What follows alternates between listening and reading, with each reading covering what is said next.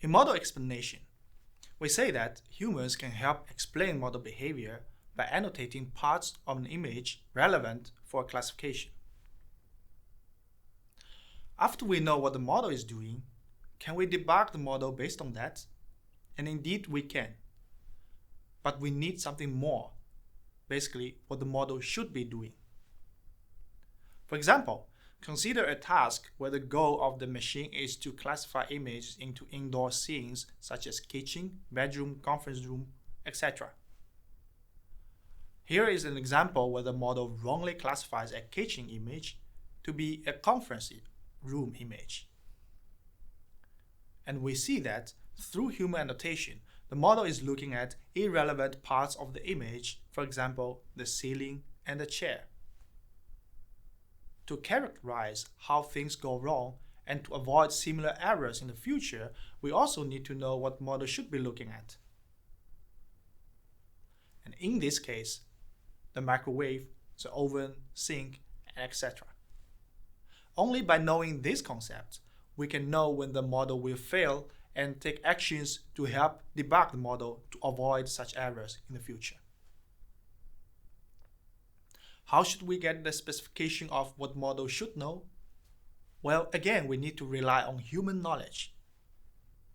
Now here is an example interface we developed in our recent research. In this interface, humans are asked to identify the entities and relations relevant for recognizing a scene, and indicate as well the relevance. To reduce human effort, we apply scene graph extraction methods that extracts from a scene image the entities and relations. Humans are therefore only asked to judge whether or not such entities and relations are indeed existent in the image and rate for their relevance. In case human workers find entities or relations that are not identified by the automatic extraction method, and if those are relevant, they can specify such entities or relationships. And by doing this, we elicit from humans the knowledge that the model should know to characterize reasons of model failures. And with such characterization of model failures, we show that we can detect 30% more errors of the model in unknown scenarios.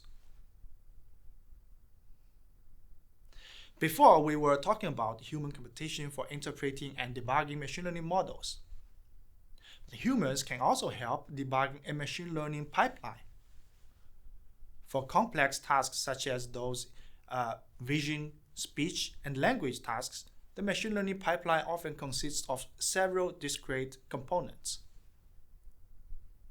For example, consider an image captioning system, which generally involves 3 machine learning components in a pipeline. This includes visual detection, language generation, and caption ranking. The first visual detection component takes an image as an input and detects a list of words associated with recognition scores. The second component, namely the language model, is a statistical model that generates likely word sequences as captions based on the words recognized from the visual detector, without having access to the original input image.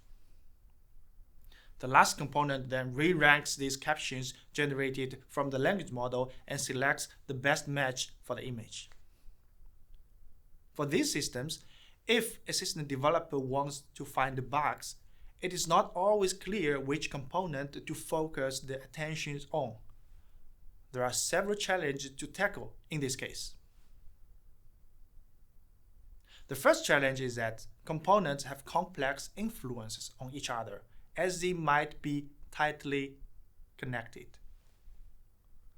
When the quality of a component depends on the output of previous components, blame cannot be assigned to individual components. The figure on the slide illustrates a typical scenario. The final caption, a blender sitting on top of a cake, is clearly unsatisfactory as it mentions a blender which does not exist in the image. But is it a problem of visual detector? Not necessarily, right?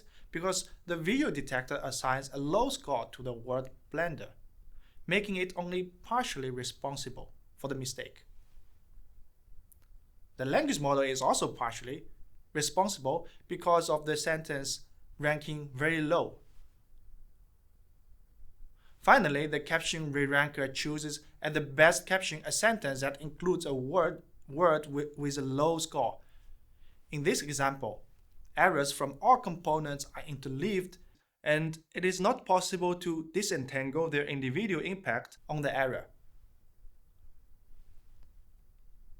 Another problem is called non-monotonic errors, meaning that improving the output of a component does not guarantee system improvement. On the contrary, doing so might even lower down the system performance. The figure shows such an example. Here, the visual detector makes a mistake by including computer in the list.